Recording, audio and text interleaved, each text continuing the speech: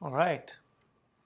Okay, welcome to the second lecture on foundation models and generative AI. This one should be a fun one. We're going to dive into all the different ways we train and arrive at these foundation models and generative AI. And if you ask me, I think that this is a kind of the key breakthroughs, and it's going to give you a wide understanding of what's going on. I mean, some people focus more perhaps on certain engineering tricks that has happened in the last few years, but I think these are the conceptual breakthroughs. So it's going to be exciting to talk about. All right, so today we'll go through all different algorithms, meaning how we define objectives and goals for computers to interact with the world and data to learn from it.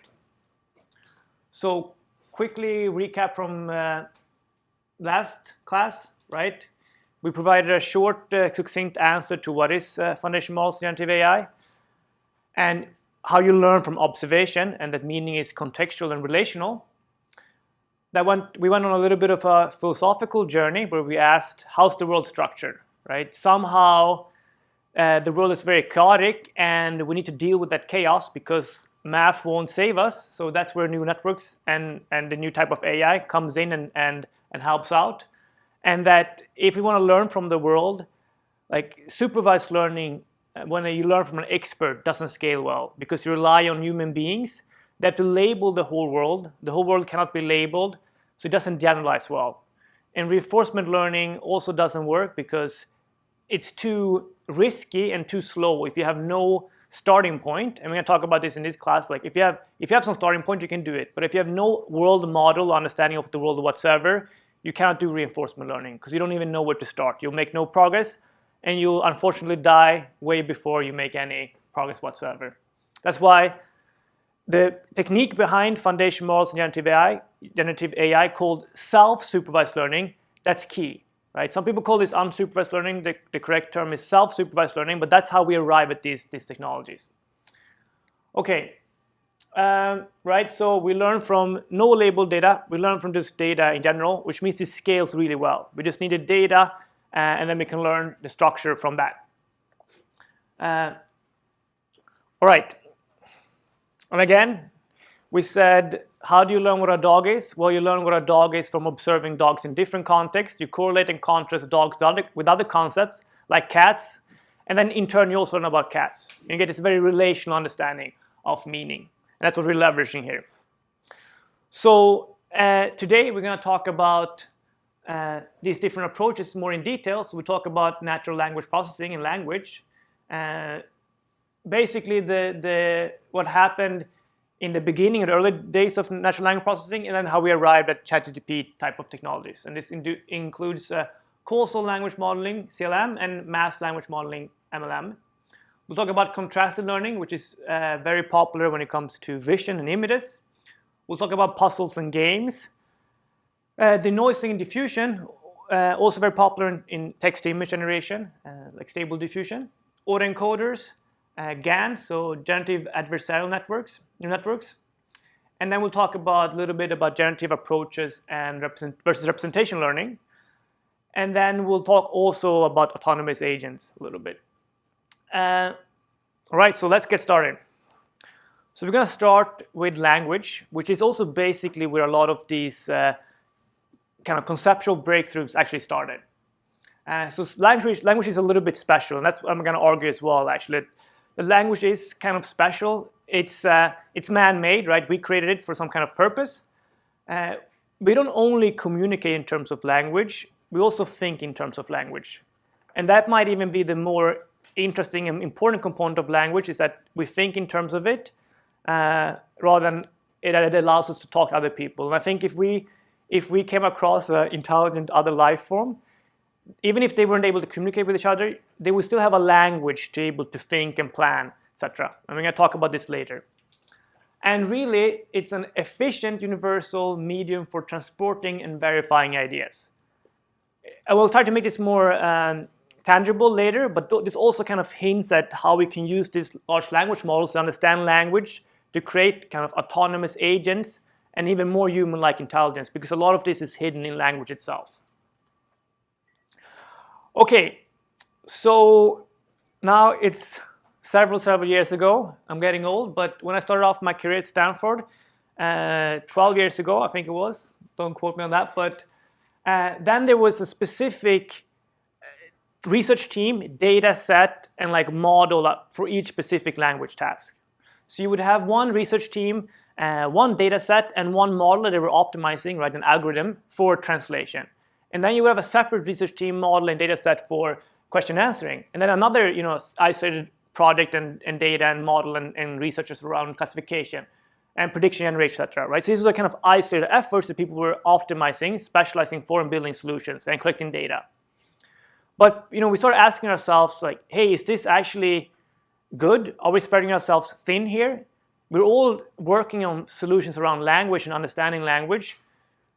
These seems to be very related tasks. It doesn't seem like human beings have separate brains for each of these different language tasks. So maybe there is some objective or something in language that we can optimize for and learn that kind of gets at the underlying problem of understanding language. And then we just see all of these different tasks as just kind of downstream tasks that we use this big, good language understanding brain to solve, right? But maybe we can optimize that instead. So that's what we started asking ourselves, right? And right, let's say we want to accomplish this, right? Let's say we want to optimize and learn some type of language. How could this look like? Well, somehow we want to be able to digest, like our model, AI model or a computer model, right? To be able to digest language and then put it on some kind of representation space or feature space, right? Into some useful format, and that we can use that format and kind of send it to other tasks, right? So let's say we have this type of AI model that's able to digest language, kind of encode its meaning, right, into some representation, like numbers, for example, and then we can then feed this to all the different tasks, right? That's a really good starting point, because if we're able to kind of featureize and represent language and we also get at the real meaning of the text, it's very, very useful as a useful tool for these downstream tasks. And so this would be nice to have. That's what the people started working towards, basically featureizing and representation learning on language, where sentences and text that has similar meanings are mapped very close in this high-dimensional meaning space, and that it's like a very, very nuanced, granular way of representing meaning. Okay, so let's focus a little bit on the meaning part here, which is very obtuse and fuzzy. So how can we actually represent meaning in some? How can we, if the model is able to decipher meaning, how should we represent meaning of words?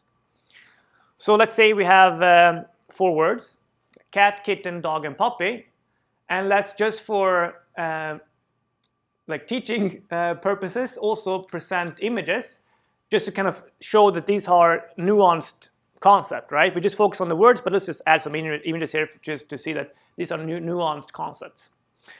And clearly, there is a strong relationship between a cat and a kitten, because they belong to the same species, right?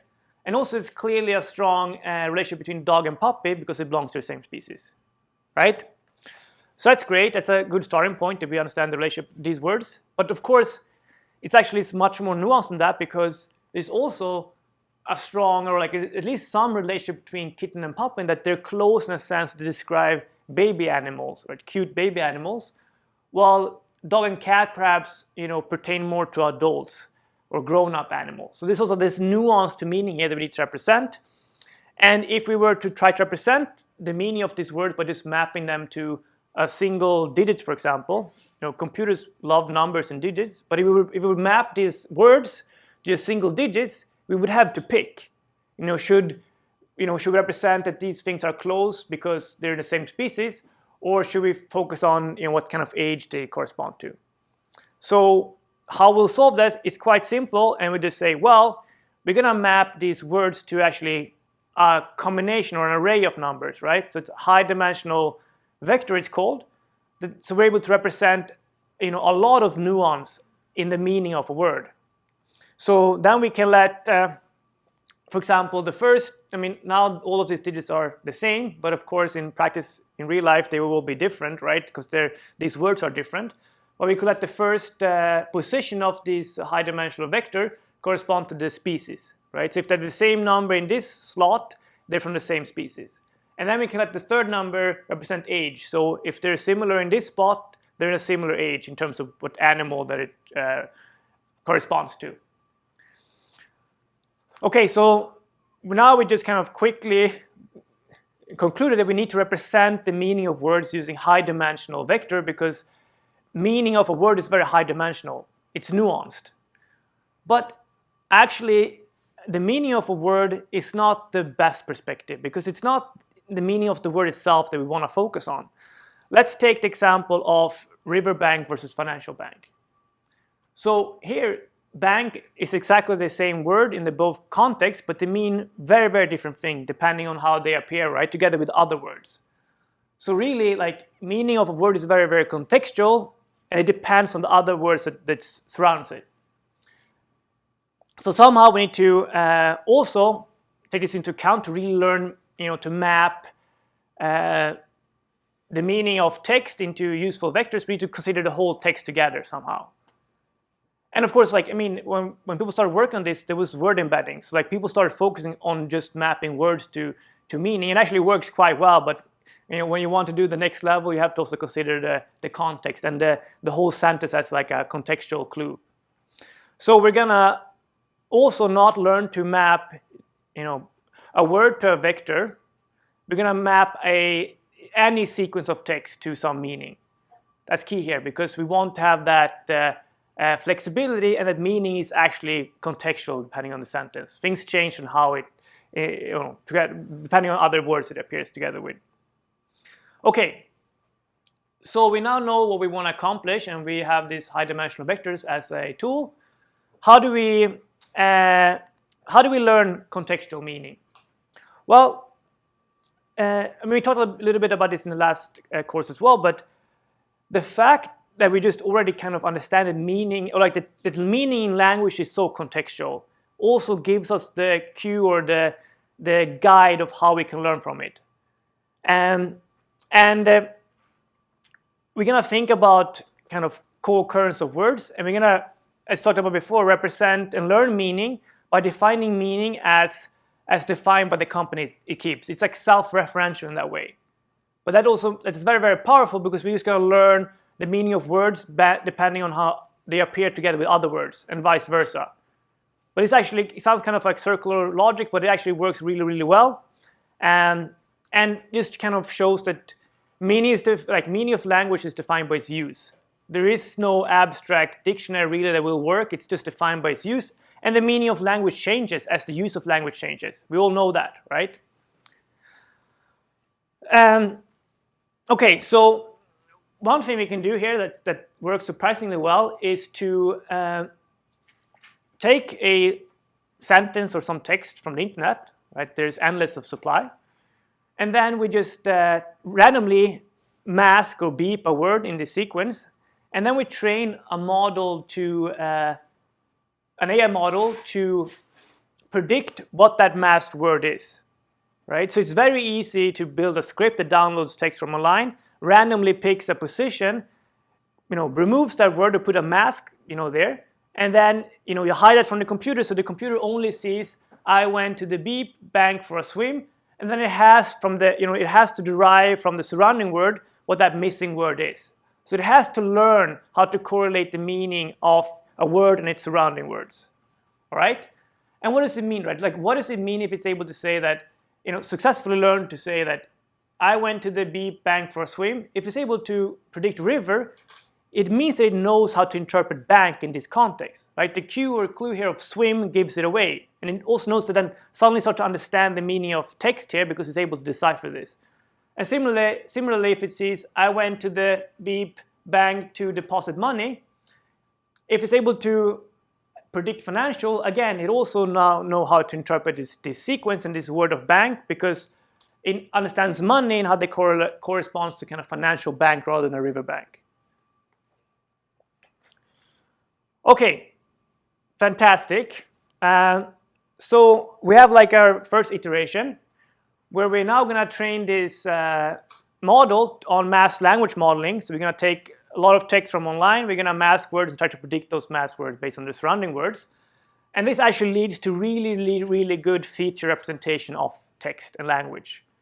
So we get this model, we run it on some text, we get a feature that corresponds to the context, and now we can fit it into these different tasks that we care about. And this, I mean, was extremely revolutionary approach that changed the language space forever, and it works extremely well, right? So suddenly now you can optimize a model that learns language in general, and now it's like a starting point and a representation that you can, build on top of, right? So then you would have this, big model in the middle here that would represent and learn the meaning of language. And you can use this across all of these different tasks, but then you would train a small model on top of these features to correlate it to some kind of question answering or translation or sentiment analysis, right, and completion. So you would use these kind of features for a downstream task. And yes, it's like not extremely clear how you get from this high-dimensional vector and how you would define engineer all of these smaller computers and models to learn on top of it. That's not clear, and it still involves some engineering and specific solutions per each task. But just the ability that you can now leverage this big model that understands language on some high, from some representation learning, approach, gives you so much in terms of performance, right? So now you can start optimizing this model to just get better and better, and you can use them across a wide array of tasks, which is extremely powerful. Okay, so now also, when we're trying to solve these problems, people started talking about pre-training versus downstream task or fine-tuning. So now when we take this model and we use masked language modeling, right, to train it to get some general understanding of language, that's called pre-training. So that's like how we train a model before we get to the specific downstream task that we might actually care about in the end. Right? So there's like two separate steps. You pre-train this model in some setting, and then you keep training it, or you train on top of it as fine-tuning for the specific task that you want.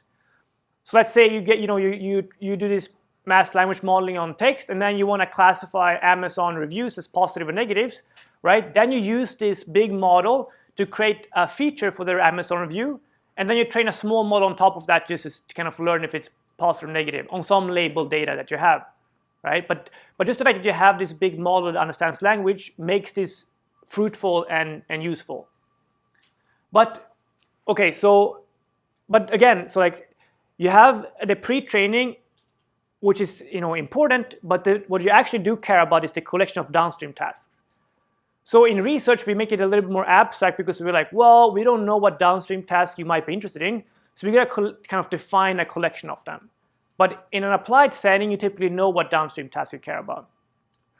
And so, but there's definitely, even in research, is a set of downstream tasks that are more popular because these are useful generally. So what the focus is as well then is to make the pre-training and the downstream tasks kind of as similar as possible, right? So they should somehow, the pre-training should be as useful as possible for the downstream tasks that you care about. Let's say you want to, learn how to drive a car, for example, and somehow before you sit down in the car, you want to have the best possible observations and the best possible kind of games or whatever you do before you actually sit down in the car to learn as much as possible about driving a car before you sit down, right? And that's exactly what we're focusing on when it comes to these things as well. We want to make the pre-training as useful as possible, if you want to learn to drive a car. So maybe you sit down with some instructor or something, or you just observe somebody, you actually sit in the car together with your dad or something when he drives, right? That's more useful than seeing something from afar. And this is also related to simulation and reality, right? We want somehow, if we cannot afford and we don't know exactly about the specific reality or situation we're going to apply something, we want our simulations to be as close as possible.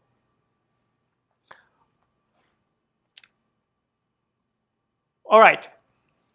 So now we've, and this is what we did. So now we've learned to embed text into these high-dimensional vectors that encode meaning, So this is great, but language in itself conveys meaning. So why go into this high-dimensional embedding space when we can just go from kind of text to text? Because language itself is very, very flexible. When we look up a word, for example, right, we look up and we want to have a dictionary definition of it somehow to get more context around it. So why not kind of start using language itself as a very flexible way of representing meaning or even expounding on the meaning of text?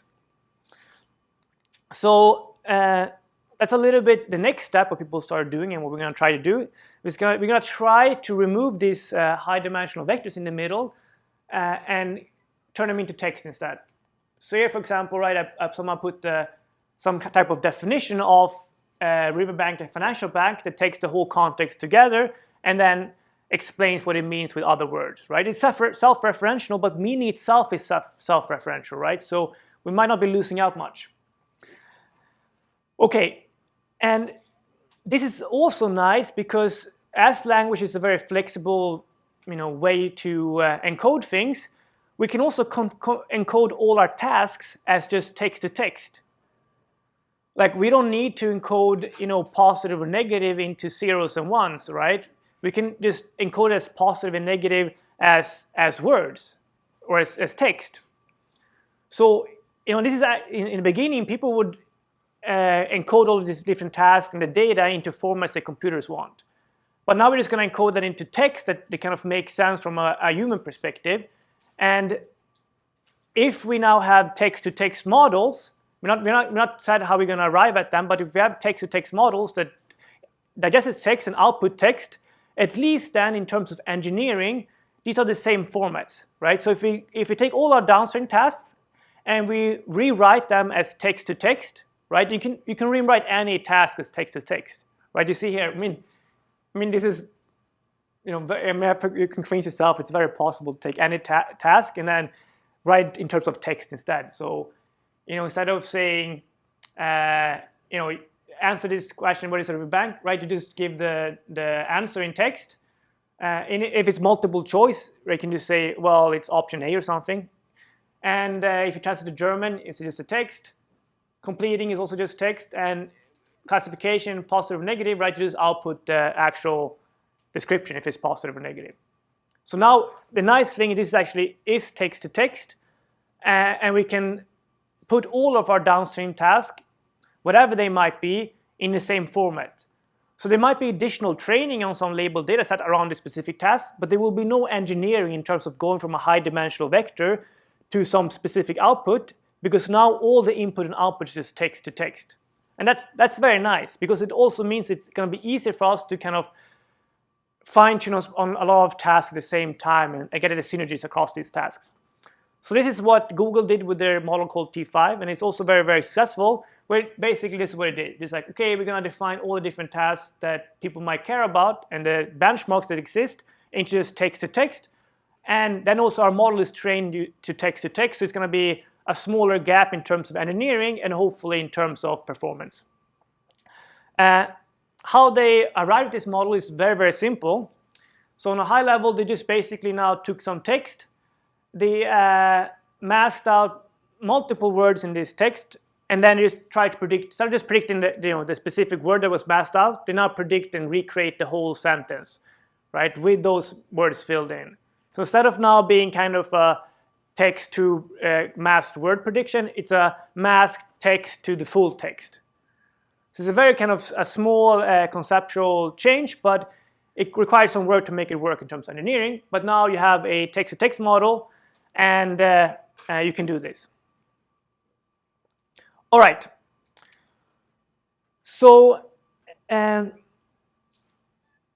basically two different things that we've been talking about. There's basically one thing, which is masked language modeling, where we randomly take I mean, this is very similar to the T5 approach of masking words, right, and predicting the complete sentence.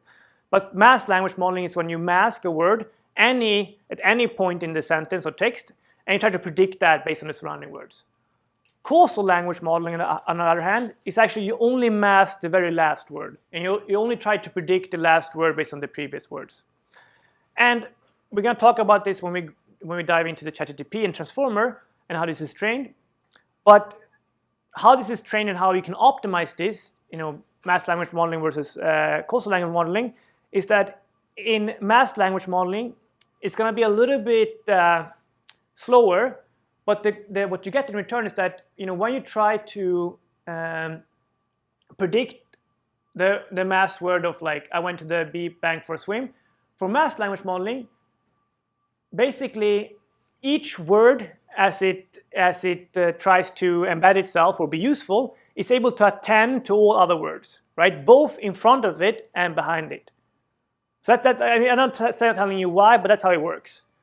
But in causal language modeling, bank, as it embeds itself and makes itself useful to the bigger sentence, it can only look behind it, right? And this is how the transformer is implemented, and I'm going to tell you why this works this way.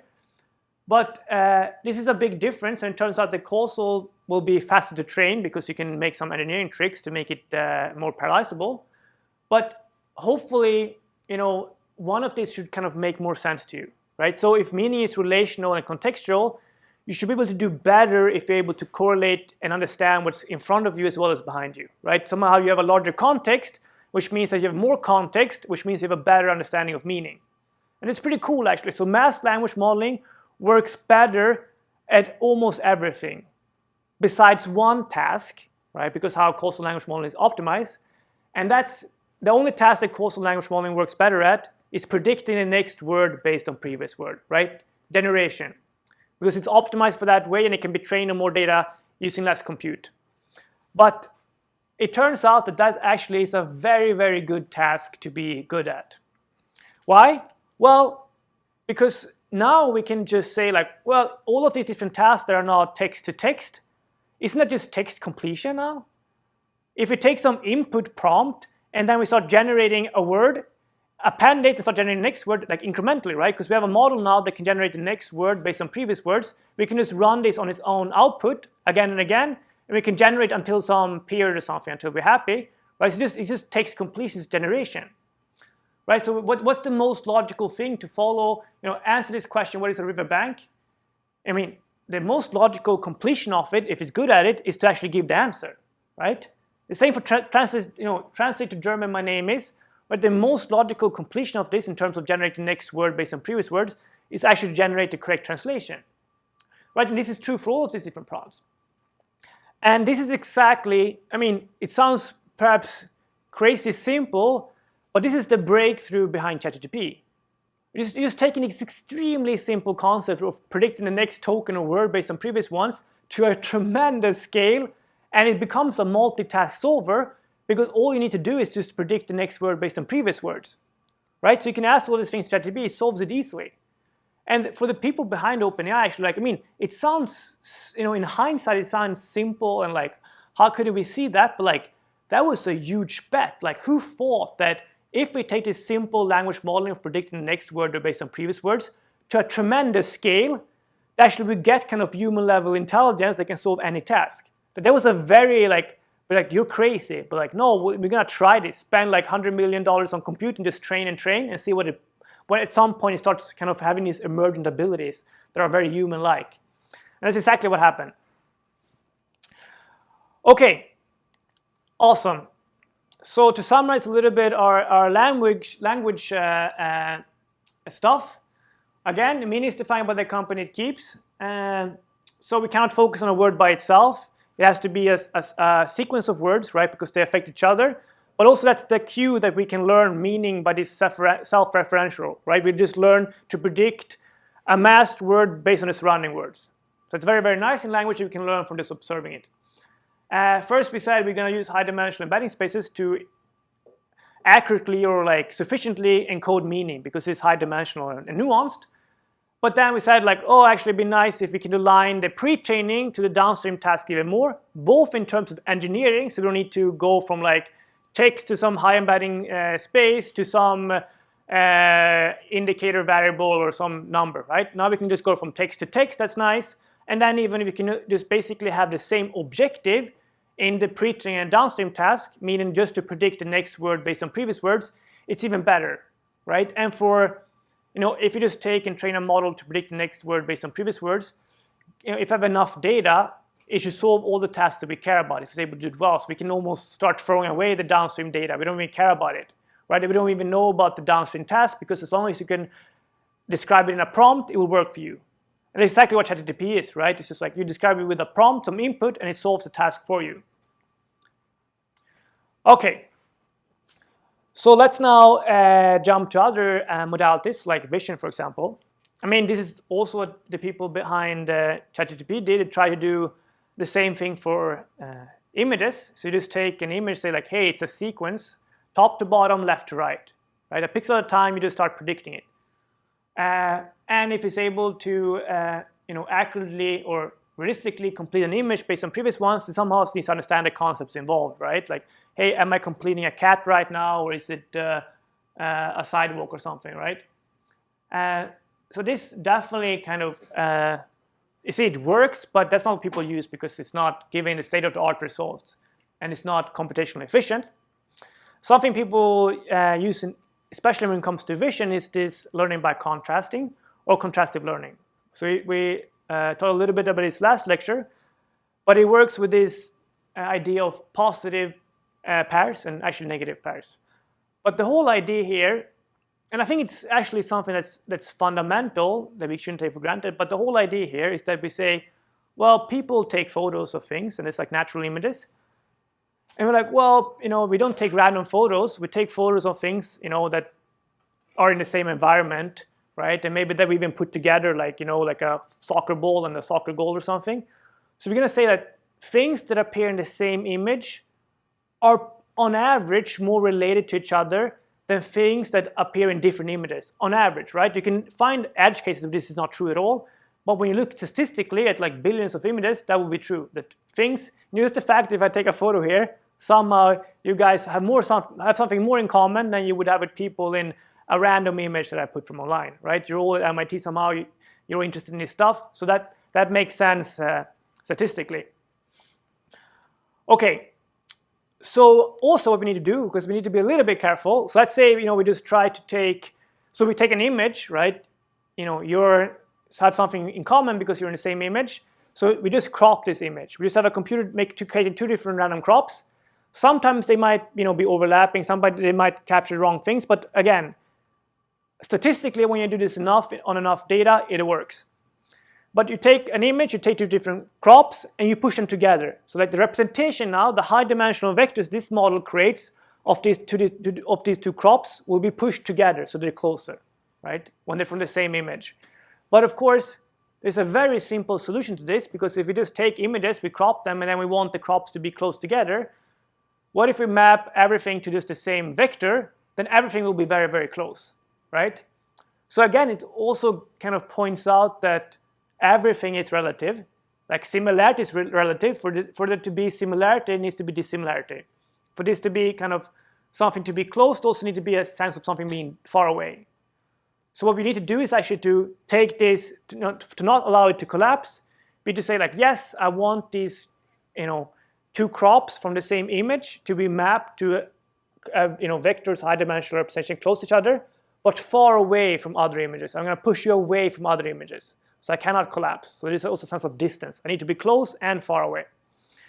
And again, right, like you can get also at some type of more kind of abstract relationships, like things that don't appear in this, like things don't need to appear in the same image ever to be close, right? You might have two different species of dog that never appear in the same image ever, but as long as they appear with other shared concepts, right? So if these two dogs appear with owners with leash, if they appear together with frisbees, then they will still be close to representation.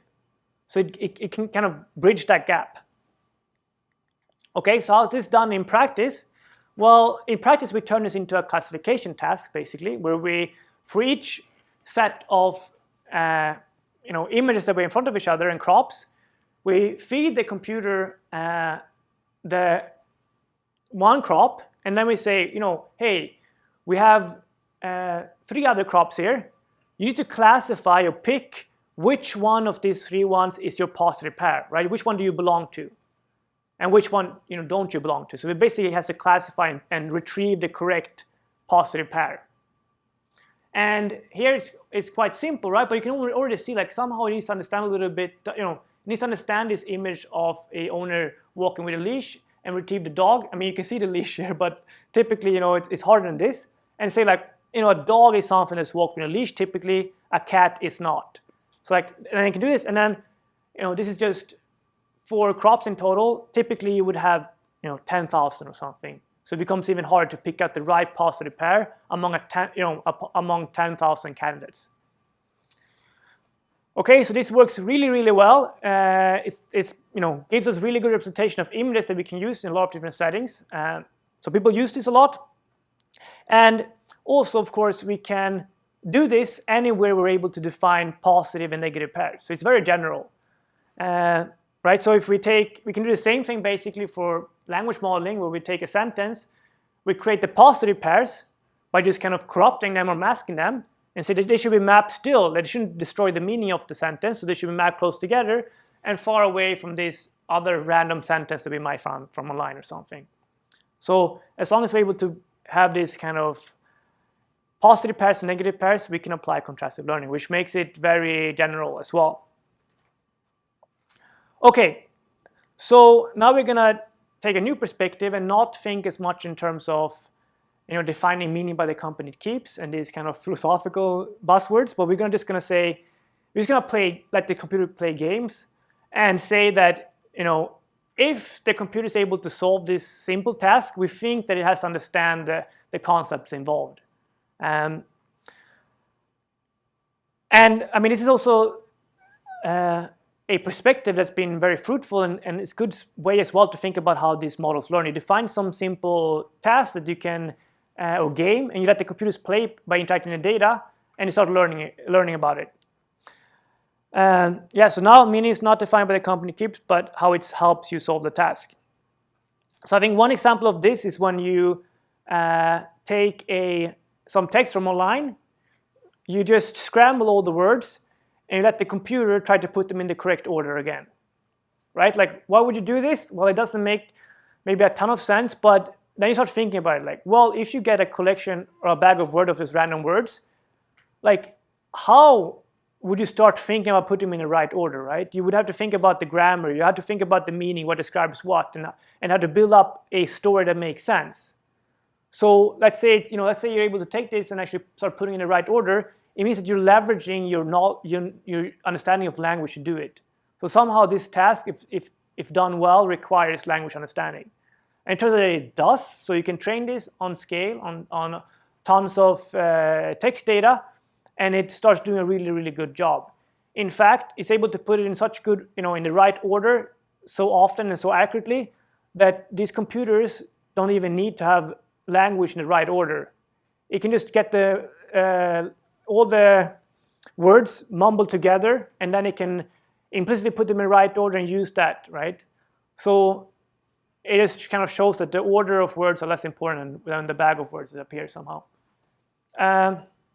Similarly, we can do the same for images. We can just take an image, we can create this kind of jigsaw puzzle where we create these squares, right? We shuffle those squares, and then we let the computer try to predict the correct ordering of those squares, right? And again, yes, if you want to be able to put the eye in the right order and stuff, somehow you need to start understanding how a face is typically outlined, right? And if you have other concepts as well, like what's the tail of a dog or where's the front and stuff like that. So if you want to do this at scale really well, you'll start to understand, how visual concepts appear, and you need to be able to understand them. We can also do something I call a game of denoising, and again, it also kind of a common denominator here is that we can get an image from online very cheaply, right? We can create squares and shuffle them very cheaply, right? There's no human being need to be involved. It's a script only, right? Similarly, you can take an image from online and very cheaply you can have billions of them, trillions, and then you can add noise, like this Gaussian noise here. A computer can create noise very, very cheaply. So you can take an image from online, you can add some noise, different levels, right? And then you can say you can train the computer to try to remove the noise, so denoising. So right, somehow we can start seeing the contours and we can kind of jump to a conclusion of what this picture probably is, and we can fill in the details, right? And this iterative step of denoising is called diffusion, right? So if you know the name Stable Diffusion, this is where it's from, right? So, and probably when you think about it, as you try yourself here to kind of complete this sequence, you're leveraging your understanding of images and vision in general to do it. So this model actually learns, how visual objects and images are, constituted and how they work because it's able to solve this task. And also notice that, if you incorporate sometimes this like pure random noise on the very left where there's no image at all, it can basically start conjecturing or making up images from pure noise. So suddenly as well, we have like a generator who can generate images from nothing. So here, like when we train this on faces, we can just generate faces and sample any different set of faces that we can use for commercials or something. I don't know. Okay, we also have something called a game of compression. Here we take some data, an image, for example, and we map it from a high-dimensional object, like the pixels and the colors and stuff, to just a few numbers. Like let's say 32 numbers, from like a few, maybe even a million pixel values and stuff, to just 32 numbers. And then we try to have in the models to recreate it afterwards. So it has to push the data through this bottleneck and then recreate the image, the original image, accurately. So it has to save only the most important numbers for it to be able to recreate it, the original image. So like, does this work? Yeah, if you have some good architecture, it works really well, and it's able to accurately kind of compress the image, and you can use this compression to solve tasks, right? Because this summarizes the image in a very efficient way. And these are called auto-encoders. Okay? You can also play games against other people. So here we have a model we can call the artist that tries to create realistic-looking faces. All right? So what it will do is that you're going to have a data set now of tons of faces, right? Real faces you can get from some data set or online, just download. And then you're going to let this model, the artist, to create a, its best attempt at creating a face. Then you're going to feed this its attempt to create a face and an actual real face to a critic, which is another AI model that's trained to distinguish between these two, right? So then, the critic is trained to distinguish between the real and the fake image, and the artist is trained to fool the critic, right? Because the artist wants the critic to be unsure. It wants to make its images look so realistic in terms of faces, so the critic is unsure about what actually is real or not. And probably when you taught yourself to draw, you draw something and then you look at it and be like, oh, actually, does this look realistic or not? Like, what would mom say? And then you improve, right? And it's not the same thing, but by itself. And this is called generative adversarial training and networks. It's quite unstable to train, as you can imagine, right? I mean, what if somebody gets very good at critiquing? It's almost hard to make any progress then because they're almost just too far ahead, right? So there needs to be somehow a fairly level playing field when you train this model. So the input and the output is on a similar level in terms of accuracy. All right. Okay, so something that we've been talking about now in all these different approaches that we went through quite quickly is both some approaches that focus on embedding the data or like representing the data, some type of representation learning, and also generating data. Okay, so these are still two slightly different concepts, right? We want to embed some data to a embedding space where we can use those features for certain tasks, right? We want to compress the data basically so we can use it for image classification or for text classification or what have you. And also we have generation where we want to generate data based on typically some sampling or some prompting, right? We want to say like, hey, we want to have an image that looked at this and we want to be able to generate it. And a lot of times, actually, a lot of the models that are really good at embedding things, might not even focus on being trained on generating. And like autoencoders that are trained on both embedding and generating might be much better at embedding than they are generating. So it's also a lot of trade-offs where like, you might only want to train and focus on the embedding aspect. You don't want to have basically twice the number of parameters in compute. You don't care about generation. And some methods might be better at one and worse at other, etc. So this is why this is the case, right? So, something that we started to understand, and I'm not talking right now how you achieve this, but something that we, in the research space and as well how these models are used, that would be nice to be able to map this to the same embedding space, like a shared embedding space, meaning that it maps, equivalent meaning to the same vectors. And maybe it's less clear how it's nice if you just go from images to images, but now if you add other modalities, it's very nice if this embedding space is shared, and you can just take your favorite embedder and you can, your favorite generator, and you can go in between. So you can plug in a embedder for images, and you can accurately embed a face, and then you can plug in a generator in terms of language that understands the same embedding space, and then it can generate the corresponding language, right? The corresponding meaning in language, like caption, right? So like a face of a man, so you can caption images, and vice versa, right? You can input an embedder for language and text, and then you can put in your generator for images, and it can generate text-to-image models.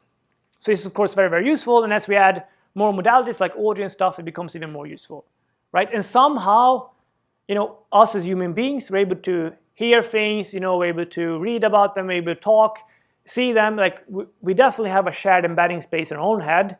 We can see things, in different modalities, but we still know how to relate the meanings of those things, right? Like just because we hear a dog, that's not a completely separate embedding space than if we would see it, right? We still understand it's a dog, and we generalize about the dog, depending, no matter what kind of sense that we use, right? Because the embedding space is shared. It'd be very, very inefficient if we have a separate embedding space for each specific sense, right? We have to relearn what a dog is in terms of smell, right, and recreate that. Somehow we want to leverage the synergies.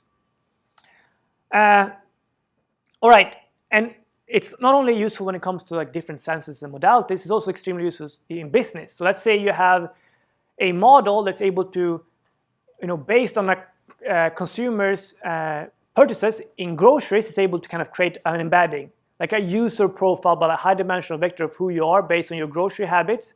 But if I can embed that, but then if a generator that's able to go from that embedding to generate fashion, items or products, that's useful because then I can say well, I know your grocery habits. Now I can recommend what you would buy in terms of fashion items, right? So I can go from knowing who you are and how grocery items corresponds to fashion items, I can cross-sell and sell more things to you, right? And understand who you are at a deeper level. So it's that's useful.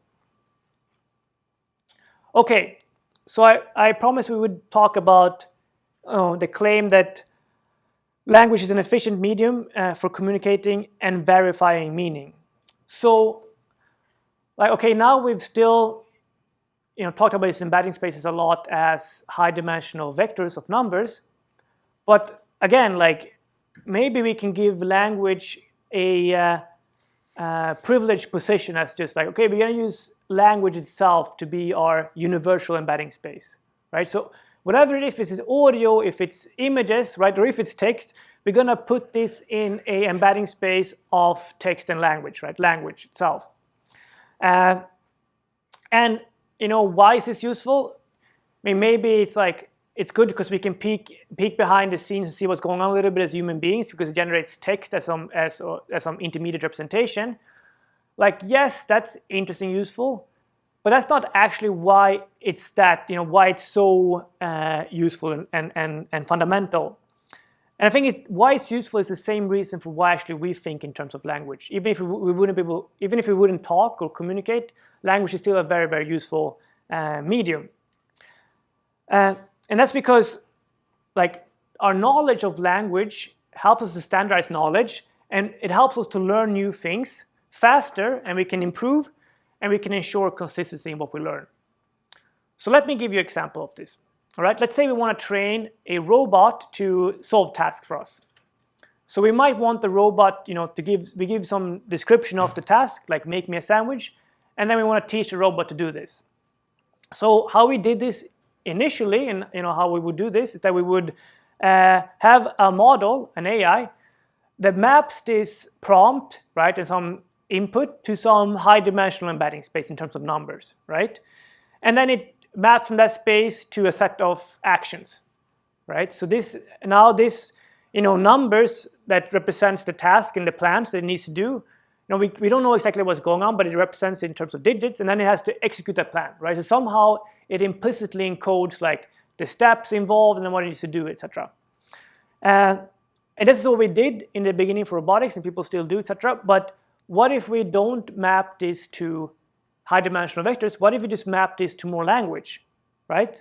So we map this prompt now of make me a sandwich to like some kind of plan and breakdown. So it says, I will go to the kitchen, take bread from the pantry, butter from the fridge, and a knife from the drawer. Then use the knife to put butter on the bread. Lastly, I will leave the kitchen with the sandwich to bring it back.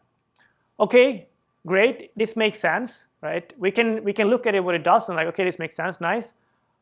But why would we do this? Well, we said that reinforcement learning, like training these robots, is very, very hard if you have no understanding of how the world works. So typically you won't do very well, and it's very, very hard for you to solve. So let's say you're actually outputting something that doesn't make complete sense. So let's say you're not doing a good job. So now, a bad model, this outputs, I will take butter from the fridge and a knife from the freezer. Like taking a knife from the freezer doesn't make sense to us, okay? Then use the butter to put bread on the knife. Again, like butter to put bread on the knife doesn't make sense. I mean, the right words are involved, but not, they're not interacting in the right ways here. I will then go to the restroom for bread. Like who keeps bread in the restroom? Probably a few people. Lastly, I will leave the kitchen with the sandwich to bring it back. Like, okay, you were just in the restroom, but now you leave in the kitchen. Like this plan doesn't make sense. Like I don't even need to know about the task. Just me knowing language is like this looks like it's gonna go wrong, right?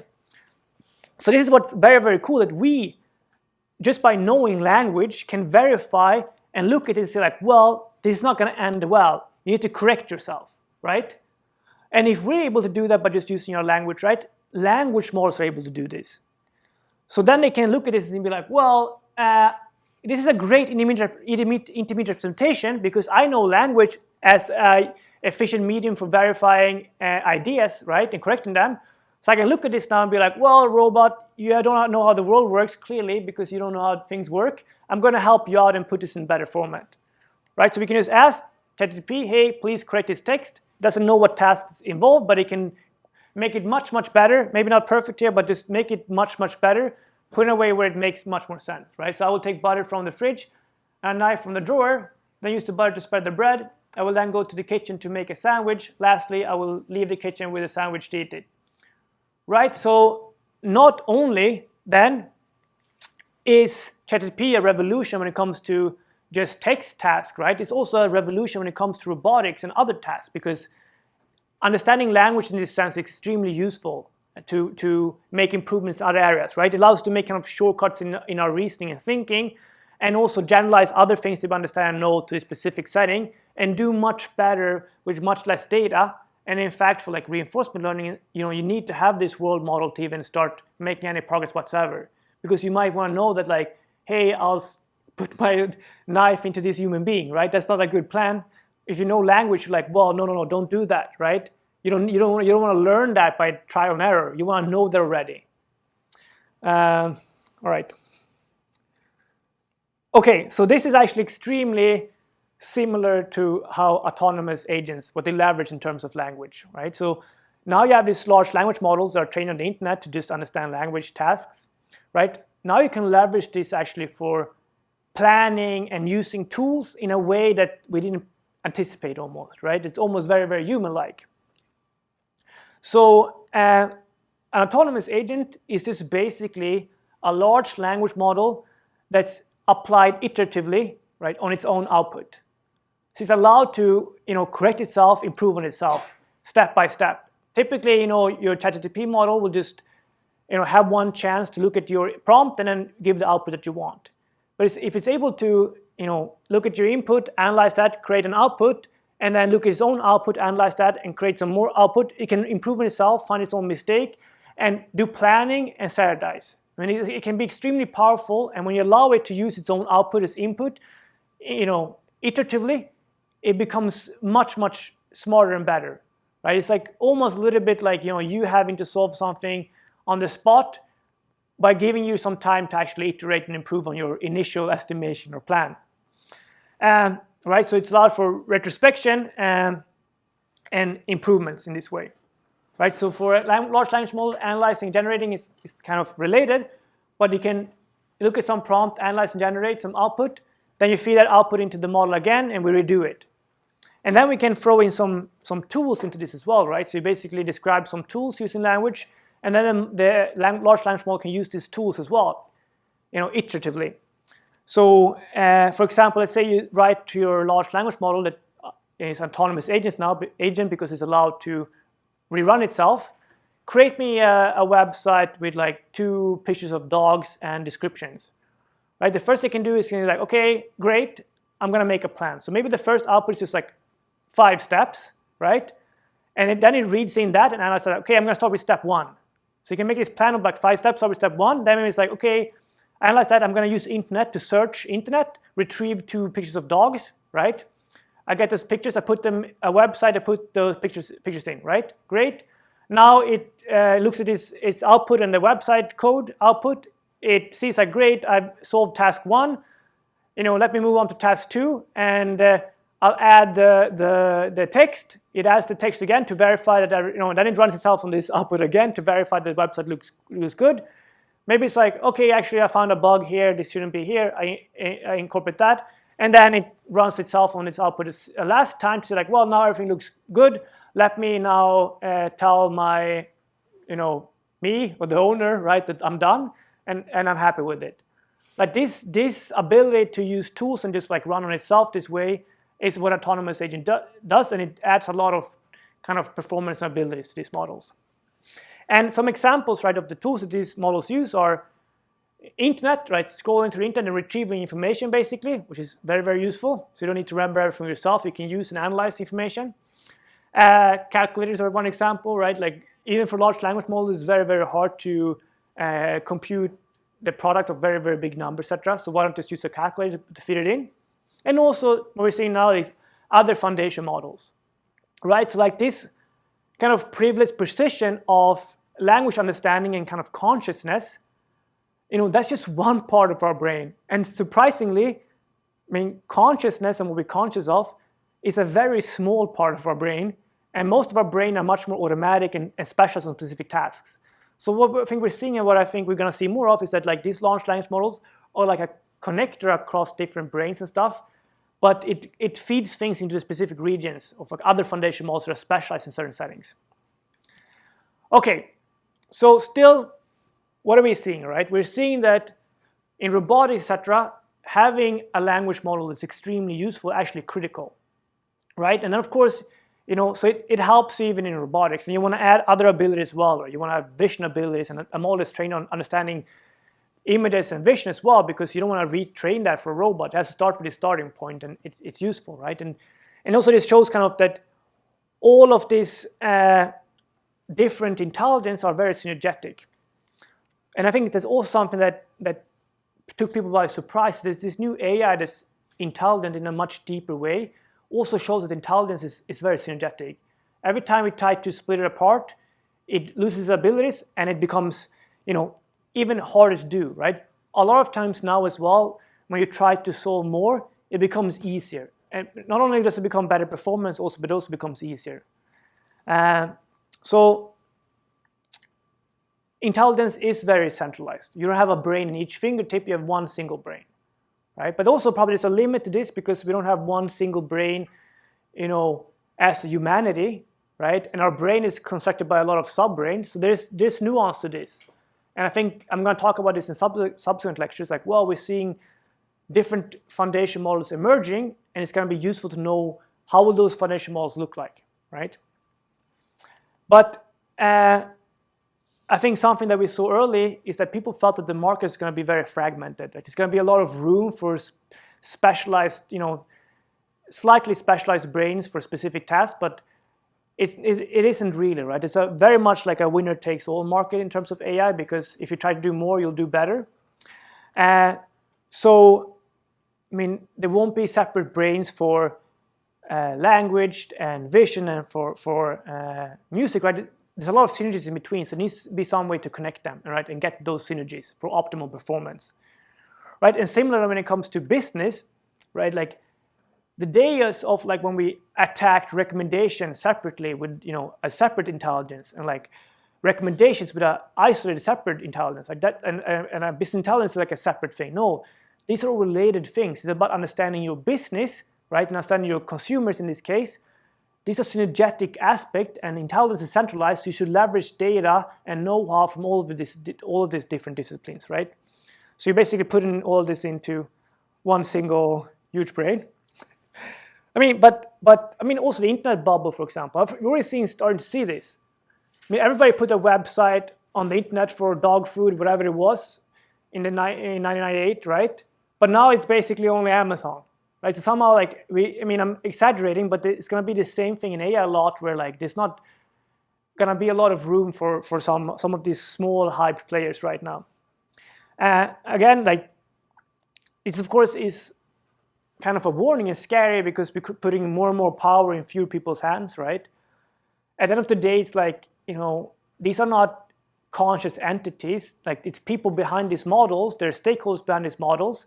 They'll have the power to decide, and they'll benefit from this, and they're getting like more centralized power.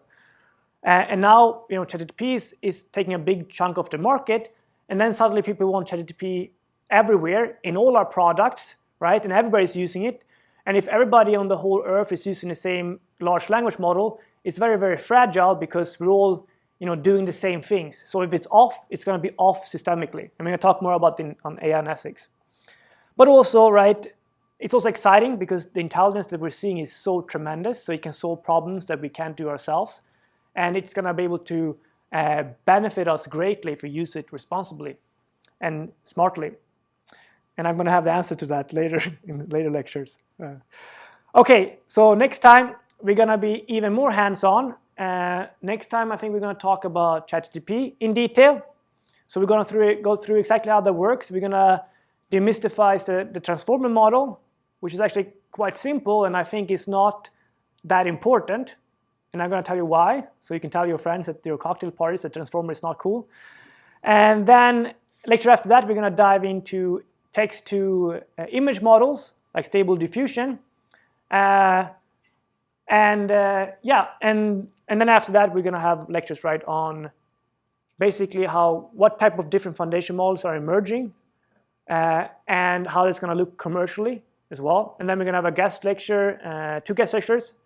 So after these 2 lectures, we're going to have two lectures with guest lectures, right? And then we have AI and ethics as well. Okay, so thank you so much.